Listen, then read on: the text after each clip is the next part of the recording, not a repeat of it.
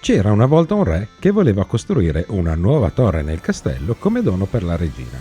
Il re convocò a corte il mastro dei progetti, che si presentò al cospetto dei sovrani con la sua uniforme tutta bardata di certificazioni.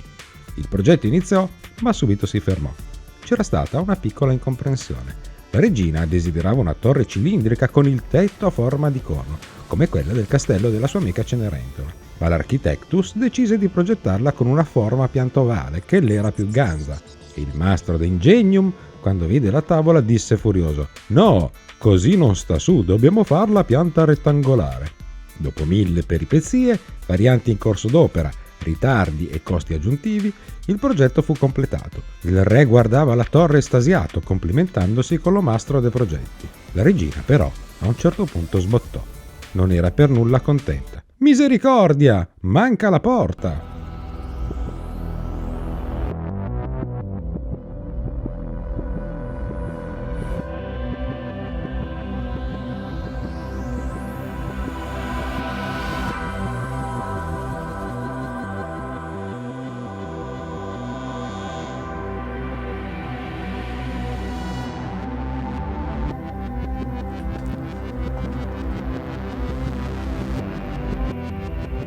Sono Dimitri Favre e questo è Agile Things, capitolo 2. Ho sempre pensato che l'Agile Manifesto parlasse di prodotti e non di progetti. L'hanno detto anche due dei firmatari del manifesto come Uncle Bob e Martin Fowler. Il primo ha scritto: l'Agile non è un modo per gestire meglio i progetti, Agile e Project Management sono due cose ortogonali. Agile non ha niente a che fare con la gestione dei progetti. Il secondo ha detto: voglio sottolineare l'importanza di sbarazzarsi dei progetti software come nozione. Invece vogliamo passare ad una visione del mondo orientata al prodotto, dove invece di progetti che si avviano, si eseguono per un po' e poi si fermano, si dice: concentriamoci su cose che sono molto più durature e organizziamo un team di prodotto intorno a queste.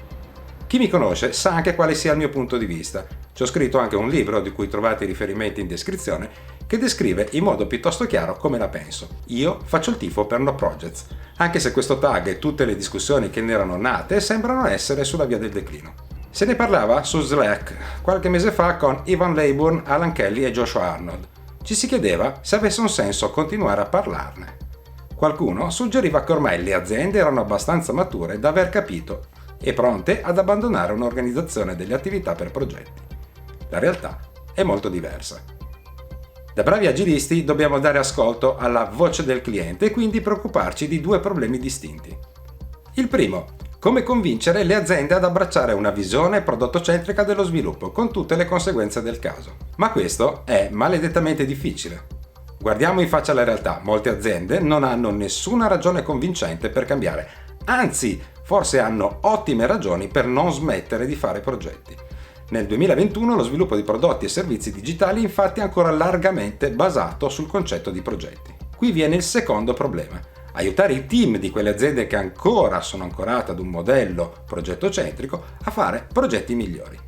Domanda seria: si possono fare davvero progetti agili? Secondo Ken Schwaber, sì, e già pure scritto un libro.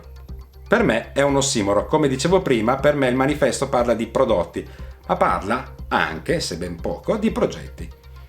Ma in qualche modo, siccome le aziende si ostinano a voler fare progetti agili, allora provo a seguire la strada del sì, si possono fare progetti agili e provo ad offrirvi una piccola ricetta. 1. Obiettivi anziché scope. Uno dei modi migliori per far fallire un progetto agile come progetto e come iniziativa agile è ragionare sullo scope, sulle funzionalità, sulle specifiche di dettaglio. Non importa se avete scritto i requisiti a quattro mani con gli utenti finali, nel momento in cui andate a implementarli vi accorgerete di qualcosa di diverso, di qualcosa che non avevate previsto, di qualcosa che non conoscevate in anticipo.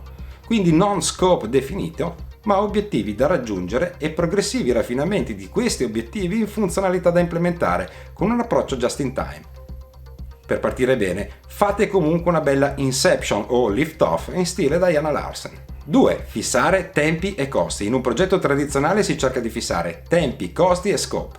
In un progetto agile lo scope è flessibile, se non l'abbiamo definito formalmente, ma ragionato in termini di obiettivi, questo ci viene naturale.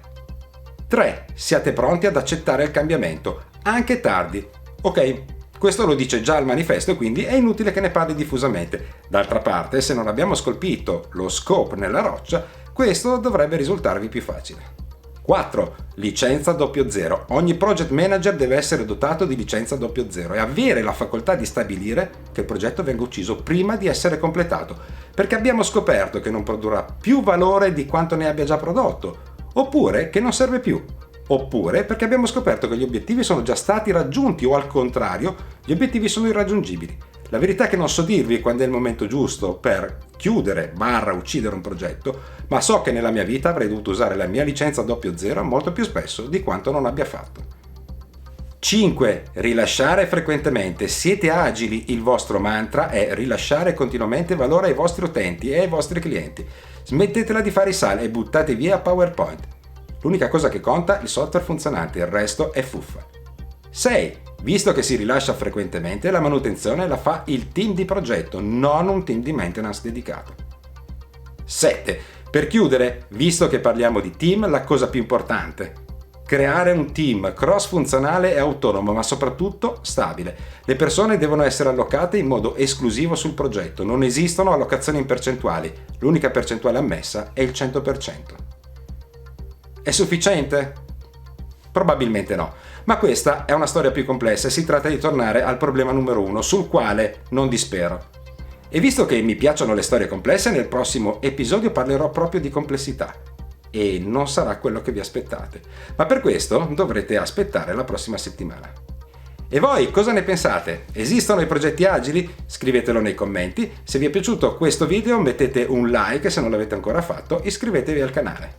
Ci vediamo tra una settimana per il capitolo 3.